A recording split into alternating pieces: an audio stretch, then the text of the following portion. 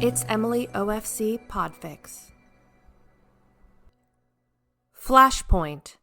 Written by It's Emily OFC. Read by It's Emily OFC. Chapter 9. Kakashi was taking his time as he inspected the wound-up fire hoses. Tenzō watched as he investigated each one thoroughly. He could almost hear the checklist of questions going through his lieutenant's head. Is it clean? Are any patches applied properly? Is it hung correctly? Finally, after what felt like an eternity, he spoke. "Looks good," he said, without turning around. The words had the effect of letting the air out of a balloon as the crew collectively sighed in relief, glad that they had successfully completed the task they had been assigned. Earlier that day, Kakashi had instructed them to watch an hour-long training video on fire hose maintenance. However, unlike with previous training videos, he had not stuck around in the room to supervise. As a result, Tenzō had been the only one who had fully paid attention, with the exception of Hayate, who had seemed to be engaged until he dozed off. What they hadn't expected was that Kakashi would return once the video was over and assign each of them a hose to unreel, clean, patch as needed, and rehang to demonstrate that they had understood all of the points in the video. When their time to complete the task had been up, Kakashi had inspected their work and found several flaws. He had then sent them back to the rec room to watch the hour-long video again. The strategy had worked. Everyone had paid attention this time and, apparently, had successfully maintained their hoses. It hadn't been a popular tactic by any means, but it had been smart, Tenzō thought. Not only did it ensure that the training was having the desired effect, but it meant that Kakashi no longer had to babysit them while they watched training videos. This was surely beneficial to Kakashi, as he still seemed to be neck-deep in the paperwork in the captain's office most days. Kakashi had been doing a lot of smart things lately, actually. Maybe it was vain of him, but Tenzō thought he might deserve some of the credit. He'd enjoyed that afternoon in the captain's office over 2 weeks ago with his lieutenant, dishing out what he knew about his crewmates, but it clearly hadn't been just for fun. Tenzō could see how Kakashi was using the information he'd been given, but it was impressively subtle. Shortly after their conversation, Kakashi had announced that, for demonstration trainings, he would be asking the crew members to take turns instead of leading them all himself. First on the list was mask confidence training. This involved going through physical exercises while wearing the SCBA masks to monitor for oxygen usage, ability to navigate with partially obstructed vision, and other pertinent skills related to the SCBA.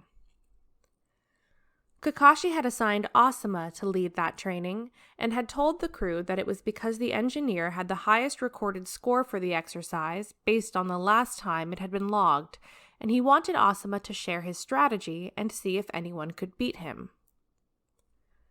Just by using the words score and beat, Kakashi had done two very intelligent things. Firstly, he'd gamified the training. People play harder when you're keeping score. Secondly, he'd rattled Asuma's competitive spirit.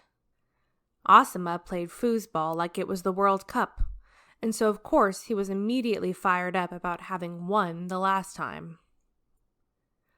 When it had come time for the training exercise to take place, Asuma had wheeled the whiteboard from the conference room out to the engine bay and conducted a passionate and informative lesson on breath control and peripheral vision. When the exercise got underway, everyone was invested in their score. That had been impressive to Tenzō. But the way Kakashi had handled Anko? It was borderline evil genius material. Right after they'd completed Asuma's training exercise, Kakashi had pulled out that same small notebook he'd taken notes in when Tenzō had been briefing him. "Anko, you'll be leading the next training. which is, he had said, and then, flipping to the next page of the notebook, he'd seemed to read down a list, frowning as he did so. High-rise structural fire protocol. He'd seemed to consider this for a moment before shaking his head. No, that's probably too advanced. I'll lead the next training. Anko had fumed at his dismissiveness. No, I'll lead it, she had insisted. You said it was my turn. Kakashi had looked so skeptical it had been Oscar-worthy, before finally agreeing. All right, but let me know if you want me to pick a different topic for you. I don't need your charity, Anko had snapped back. It had been incredible. Tenzō had been able to see Kakashi's notebook from where he had been standing. It had very obviously been open to the page with notes about Kotetsu and Izumo because he could see the part where woo-woo had been underlined and circled. It wasn't a list of training exercises at all. But it had worked spectacularly. Anko had been dead set on proving that the topic wasn't too advanced for her to lead. Tenzō had never seen her like she had been, head down, studying every chance she got. Kakashi had steered clear of the rec room for most of that week, which had been good, because the few times he had made an appearance, Anko had made every effort to look as though she had definitely not been reading Structural Firefighting, High-Rise Firefighting, 2nd edition, and taking furious notes. When Anko had finally led the training, it had been excellent.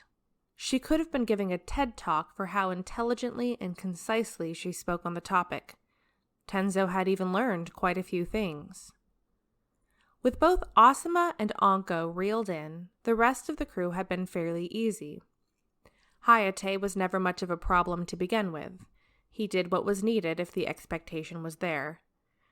That just left Kotetsu and Izumo, who were both hugely motivated by praise, which Kakashi was sure to be generous with when it came to them. Kakashi was only about a month into his time at Station 10, and he had already shifted the culture so tangibly that Tenzō was in awe of him. And he'd helped. That was important. He felt proud in the way that Kakashi probably did right now as he inspected the perfectly maintained hoses. These look very good, Kakashi qualified, reaching for the end of the hose in front of him and holding it up to inspect it further. Yes, Anko agreed, a hint of mischief in her voice. That one is very good. Girthy, one might say. Several guffaws echoed through the room, and Tenzō saw Kakashi's shoulders hike up in response to the comment as he dropped the offending hose. This might also have been a reason that the tension had eased at Station 10. Kakashi's book. Tenzō had missed the whole thing, but the crew had apparently stumbled across the book Kakashi was often seen reading and, upon taking a look inside, found it to be quite amusing. Tenzō hadn't gotten to see it himself before Kakashi had reclaimed it, but based on the many quotes that Anko, Kotetsu, and Izumo seemed to have memorized from it, he gathered that it was some kind of explicit romance novel. He wasn't one to judge others for what they enjoyed reading, but still, to think he'd been embarrassed to be holding a cosmopolitan magazine when Kakashi had been reading that. Overall, Kakashi had been a decent sport about the whole thing. It did seem to embarrass him, though, whenever one of the crew members made a reference to it. It certainly didn't help that he continued to carry the small book with him, often reading from it when there was downtime. Tenzō had to admit that, while he'd personally never join in, there was something enjoyable about seeing Kakashi caught off guard like this, a flush of pink dusting his pale cheeks. He always seemed so in control otherwise. All right, Kakashi said impatiently. You're dismissed. Christ. The crew dispersed unhurriedly, most still snickering as they made for the bay's exit. Tenzō hung back, having nowhere in particular to be. "You know," he said to Kakashi as he watched the man take one last look at the rack of neatly hung hoses before marking something off on the clipboard he was holding. "They'd probably let it go sooner if you stopped reading it in front of them." Kakashi glanced at him out of the corner of his eye in between jotting down a few notes. He responded noncommittally. Tenzō observed as Kakashi finished the last of his notes on the training checklist. Another delinquent training brought up to date thanks to his clever leadership. "Oh my God," Tenzō breathed in sudden realization, eyes going wide. "What?" Kakashi asked, stowing the pen under the clamp of the clipboard and letting the hand holding it fall to his side. "Are you doing it on purpose? Reading your book in front of the crew? Are you giving them something to hold over you?" he asked in alarm. Kakashi's reaction was subtle. He didn't shift or look away, but just the slightest upturn of the corners of his lips was enough to tip Tenzō off that his suspicion was correct. "That would be pretty conniving," Kakashi replied evenly. "Unbelievable," Tenzō responded with a smile of his own, and to his great surprise, Kakashi winked at him in response. It hadn't been anything exaggerated. He could have missed it if he hadn't been paying attention, but it had definitely been a wink. A "you got me" wink. Now Tenzō was the one blushing. It was nice to talk to Kakashi like this again. They hadn't really spoken one-on-one since that time in the captain's office nearly 3 weeks ago now. Things had been busy with call-outs and getting caught up on training, and of course they'd had off time where they weren't at the station. But also, Tenzō might have been avoiding alone time with Kakashi to some extent. There had been something about the moment when Asuma had interrupted them that afternoon that hadn't sat right with Tenzō. It had felt as though he had been doing something wrong. He worried that maybe they had been too close or too loud, or maybe he had looked too happy. It was probably nothing. Asuma hadn't said a word to him, and he didn't seem to be acting any differently, but Tenzō couldn't help but let it bother him.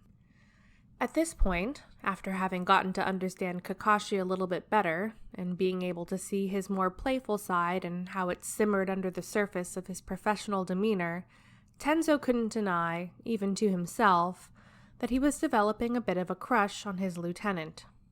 And now, just as he had the last time they'd spent time alone, he couldn't help but feel like maybe there was something there for Kakashi too, a connection of some kind.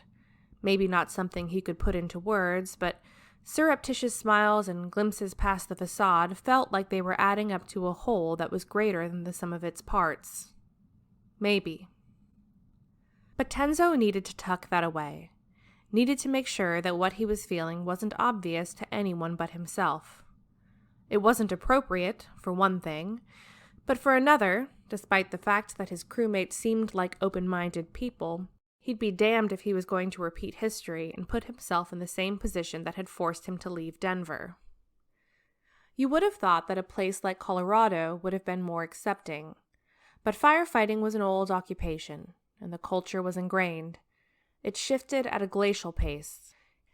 Even if Tenzō did think he might be perceiving interest from Kakashi, his track record and changed address showed that he was no good at reading the signs. It wasn't worth the risk. Still, it felt good to chat again. An unexpected sound reached their ears, a dog's bark, sounding very much like it was coming from inside the building. Tenzō and Kakashi had only enough time to exchange puzzled expressions before a gray flash rounded the corner from the reception area and barreled across the bay, launching itself directly at Kakashi. Tenzō had only just realized that the thing wasn't gray, but in fact black and white, when he heard a familiar voice ring out from the same direction the dog had appeared from. "Sparky!" was the cry that accompanied the second, orange-colored flash to round the corner. Unlike the previous flash, which was apparently named Sparky, this one slammed into Tenzō instead of Kakashi, nearly knocking him to the ground. Naruto stumbled backwards, regaining his balance. "Whoa, sorry, new guy," he exclaimed. "Actually, they're calling me Tenzō these days," he replied, steadying himself after the impact, though Naruto clearly wasn't listening. He was staring at the Dalmatian he'd been chasing after, which now stood on its hind legs, tall enough that its front paws were resting on Kakashi's shoulders. Its tail was wagging exuberantly. "Sparky! There you are!" Naruto said with relief. Kakashi tilted his head to see around the dogs. "Naruto, right?" he asked, and Tenzō recalled that they had met briefly at the high school call-out on Kakashi's very first day. "Oh!" Naruto said in recognition. "Young old guy! You're still here?" Young old guy? Tenzō made a mental note to ask about that later. Kakashi ignored Naruto's question, instead placing a gentle palm on the dog's chest and easing it back down onto 4 legs. He patted its head and looked to Tenzō. "You didn't give me a rundown on this one," he said, nodding his head in Naruto's direction. Tenzō smiled apologetically before turning his attention to the teen. "Naruto, why did you bring a dog to the station?" he asked. Naruto beamed at him, clearly excited to explain. "I was on my way here from school and I passed a pet shop that was holding an adoption thing. I saw Sparky and I realized that our station doesn't have a Dalmatian." "Our station?" Kakashi asked. Tenzō glanced at him and saw that the dog was now seated in front of him, thoroughly enjoying some chin scratches. "Uh-huh, yeah," Naruto responded. "I have to come here once a month to get volunteer credit for school. I should probably get extra credit now that I brought Sparky. What kind of firehouse doesn't have a Dalmatian anyway?" Tenzō sighed. "I'm sure he's a nice dog, Naruto, but—" "She," Naruto corrected. "Sparky is a girl." "Volunteer? What exactly does that involve?" Kakashi cut in, the question appearing to be posed directly to Sparky. Mostly I just play foosball with Asuma. He says it's firefighter training to help him hone his reflexes," Naruto answered. "Of course," Kakashi agreed readily, and Tenzō laughed nervously. Asuma was definitely going to hear about this later from Kakashi, and poor Naruto didn't even realize he was tattling on him. Abandoning all pretenses, Kakashi lowered himself to sit on the floor, letting his clipboard clatter noisily on the tile next to him so that he could use both hands to pet Sparky. "Do you want to be a firefighter when you finish school, Naruto?" he asked. This made Tenzō even more nervous. What trap was Kakashi setting for this high schooler to walk into? "Yeah," Naruto responded eagerly, pleased with the attention he was getting. "It's so cool. I'm going to rescue people from burning buildings and save little old ladies." Sparky was living the life by this point, splayed out on the ground, head in Kakashi's lap. "It's a lot of work, though," Kakashi said, finally tearing his eyes away from Sparky to look at Naruto. "And it's dangerous. Sometimes you can't rescue people. Sometimes your crewmates die trying to fight fires. Do you think you're ready for that?" Ah, this was it. "That won't happen when I'm a firefighter," Naruto insisted confidently, sidestepping the trap in a way that only he could have. "I'll save everyone." Kakashi didn't have a response to that. He turned his attention back to Sparky. Tenzō remembered what he had said in the captain's office about his crew at his other station having lost crewmates. "Naruto," Tenzō said softly, "why don't we go find the rest of the crew?" He gestured towards the exit. "And I'm sorry, but you'll have to take Sparky with you when you leave." Naruto folded his arms across his chest in preparation for objecting, but Kakashi got there first. "She can stay," he said, holding Sparky's face in both of his hands. "What?" Tenzō asked, surprised. Kakashi smiled at him, eyes closed. "What kind of firehouse doesn't have a Dalmatian, Tenzō?"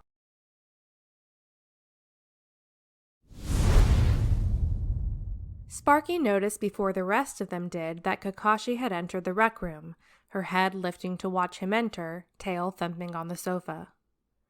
The dog had been a hit with everyone. In the week since it had taken up residence in Station 10, it had gradually accumulated clout. By this point, Sparky had her own designated spot on the couch, a collar with an engraved name tag, a stylish food and water bowl set, and enough toys to create a tripping hazard in the rec room. While she enjoyed plenty of attention from each and every crew member, Kakashi was clearly her favorite. "What are we overdue on now, Your Highness?" Anko asked, looking up from her cell phone only briefly. The question wasn't biting, but teasing. Kakashi had done it. Between his skillful leadership tactics and the way he'd continually proven on every call-out that he not only knew what he was doing but had everyone's backs, he'd won over the crew at Station 10. They still had an uphill battle in clearing the backlog of outstanding administrative work, but at least now Kakashi had the crew's cooperation in getting it all done. Tenzō wasn't sure he would have believed it were possible if he hadn't been there to witness it happen. "Not overdue, actually," Kakashi said, leaning in the doorframe. "But we will be if we don't get started soon. Hydrant inspections." Annual hydrant inspections. No one's favorite duty, but one they'd actually kept up with under Jiraiya's leadership. Each year, a fire station had the responsibility of, over time, inspecting each and every fire hydrant in their service area to ensure they were usable. It was dull work, but making sure their water supply was accessible was key to being able to protect the community and save lives. Everyone in the room was avoiding eye contact with Kakashi. Asuma flipped a page in his magazine and scratched his nose, but then kept his hand on his face. Anko realized it before anyone else, and within a split second she had her index finger pressed firmly to the tip of her nose. Realization rippled through the room like a shockwave, and Tenzō had only just realized what was happening by the time every other crew member had beat him to the punch, and he had officially lost the game of nose goes. "Well, I guess it's you and me, Tenzō," Kakashi said, pushing off the door frame and heading out of the room. "Grab your coat."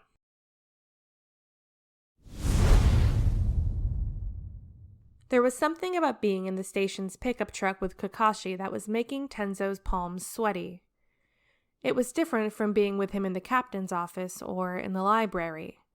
They were off-premises. They were obviously still on duty, but the pretense of professionalism was noticeably absent as Tenzō sat in the passenger seat, public radio filling the cab of the vehicle as Kakashi drove casually, one hand on the wheel and the other on the armrest. They hadn't said a word since they'd started driving. Kakashi seemed content just listening to the radio, and Tenzō couldn't think of anything to say. He had plenty of thoughts, but none of them were suitable to say out loud. For example, he was thinking that Kakashi smelled good. Very good. He had to be wearing some kind of expensive cologne. Tenzō was also thinking that he had actually been glad to have lost nose goes and was excited about this afternoon field trip with his lieutenant. Tenzō also thought that Kakashi looked at least 5 times hotter in his aviator sunglasses. Tenzō kept these thoughts to himself. After about 15 minutes of driving, Kakashi paralleled the truck into a spot on a residential street. He removed his sunglasses, tossing them into a cup holder. "We can hit 10 hydrants in this area today. Parking is a pain in the ass in this neighborhood, so I was thinking we could just walk. Is that okay with you?" he asked. It was chilly, but not too terribly cold for February. It was sunny out, too, and Tenzō appreciated a good walk in fresh air. "Sure," he said agreeably, and they each grabbed their supplies and exited the pickup truck. Tenzō felt a little less on edge out in the open than he had in the truck, and as they circled the first hydrant, he made an effort to breathe in a few deep lungfuls of the cold air to help him relax. There was nothing to be nervous about. This was a work outing. They checked for all of the things their checklists told them to. This one looked all right. No cracked caps, no obstructions, minimal paint chipping. They marked it off as good to go. Kakashi checked the paper map on his clipboard. "There's another one just a couple of blocks this way," he said, gesturing for Tenzō to head down the sidewalk with him. They walked side by side down the residential street. It was comfortable. A cardinal perched on a power line above chirped noisily, and Tenzō watched it croon for a moment longer before taking flight. "The notes I took from our conversation have been really helpful," Kakashi said, and Tenzō tore his eyes away from the shrinking silhouette of the cardinal to look at him. "It's nothing," he said, smiling politely. They were at the next hydrant then, and after a quick inspection, they determined that this one needed repainting and made sure to note it on their checklist appropriately before moving on down the block. "It's not nothing, though," Kakashi countered, picking up the conversation right where it had left off. "It's a skill, the way you're able to figure people out." He was looking forward, a puzzled expression on his face. "I mean, I guess so," Tenzō said lamely. Kakashi was obviously trying to compliment him, but he had never been any good at taking compliments, especially for something like this, which he really didn't work at all. Kakashi stopped walking when they reached the street corner and turned his body to face Tenzō. It took Tenzō one step to realize that he was walking alone before he, too, halted, stopping to look at his lieutenant questioningly. There wasn't a fire hydrant here that he could see. "No, not you guess. I'm telling you it's a skill. It's a leadership skill." "Thank you," Tenzō said. It's what he should have said in the first place. "Have you thought about your future with the department?" Tenzō felt his eyebrows raise at the question. Were they going to have a career discussion like this on a residential street corner? He hesitated to respond. Of course he had thought about telling Kakashi that he wanted to promote. After all, he would need some lieutenant's recommendation to take the exam, and Kakashi was the only one he knew who liked him so far. He had thought, though, that he would be able to prepare some sort of small speech or conversation. Moments had to be seized when they appeared, though. "Honestly," Tenzō started, placing a hand to the back of his neck in slight embarrassment, "I want to do what you're doing. I want to be a lieutenant." Tenzō had never said that out loud, and it was exhilarating to do so. "I think you'd make a phenomenal lieutenant," Kakashi said without missing a beat, and Tenzō felt his heart swell with pride. "Thank you," he said with as much sincerity as he could muster. Should he ask Kakashi to recommend him now? Would that be too fast? The moment seemed right, though, with how complimentary he was being, and... "Wait," Tenzō said, smile fading. "This isn't like the thing you're doing for me, is it?" Kakashi's brow furrowed in confusion. "What?" he asked. Tenzō supposed he hadn't been very eloquent in his question. He tried again. "Like how you made Asuma feel like the training was a competition, and how you made Anko think she had something to prove. This isn't just the thing you're doing to win me over, right? Flattery?" Kakashi continued to stare at him, evidently confounded, for a second longer, before breaking into a peal of laughter that rang so true it erased all of the tension in Tenzō's shoulders. No, Kakashi said emphatically. I didn't think I had to win you over. I thought you were already on my side, weren't you? He asked, grinning. I am, Tenzō assured him, suddenly feeling foolish for having asked at all. Maybe this was his chance to secure a recommendation for the lieutenant's exam after all. He braced himself to make the request, lacing his fingers together nervously. I was actually wondering, he started, before being cut off by 2 quick honks from a passing car. They both turned to look at the vehicle as the driver and a couple of passengers in the back seat, all looking to be young women, leant out of their respective windows, shouting a chorus of, "Hey boys!" and "I've got a fire you can put out!" as they sped by. Tenzō covered his face in embarrassment. He hated it when this happened. He looked through his fingers and saw Kakashi waving back at them as they continued to scream until the car turned a corner out of view. It made his stomach turn over. A reminder that he shouldn't trust his instinct when it had steered him wrong in the past. Kakashi swung back around to face him. What were you saying? He asked. Tenzō shook his head. The moment had passed, and he didn't have it in him anymore. Nothing, he said. Kakashi looked him over critically for just a second before accepting his answer and stepping out into the street to continue their trek to the next hydrant. He stepped without looking, though, and an SUV was rounding the corner at top speed at the same moment. Tenzō's hand shot out, grabbing Kakashi by the forearm and pulling him back onto the safety of the sidewalk as the vehicle raced past them, not even slowing for the near miss. And suddenly, they were very close to one another. Kakashi's face was inches from his. Their shoes were touching. He could smell that expensive cologne again. Kakashi's eyes were the kind of pale gray that soaked in the colors around them, and right now they reflected the clear blue sky. Tenzō realized that he still had a vice-like grip on Kakashi's arm, and he dropped it as if it was burning him. The feeling that he was doing something wrong was back in full force. Sorry, he breathed. Kakashi stayed put where he was despite Tenzō letting him go. Why are you apologizing? He asked, voice soft. Tenzō's heart was in his throat. I don't know, he answered honestly. Kakashi's eyes stared into his for a moment longer, and Tenzō's pulse was racing loudly in his ears, drowning out the sounds of the street traffic.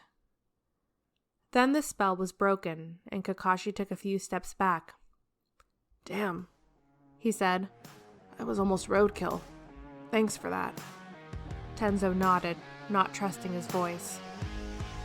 On to the next.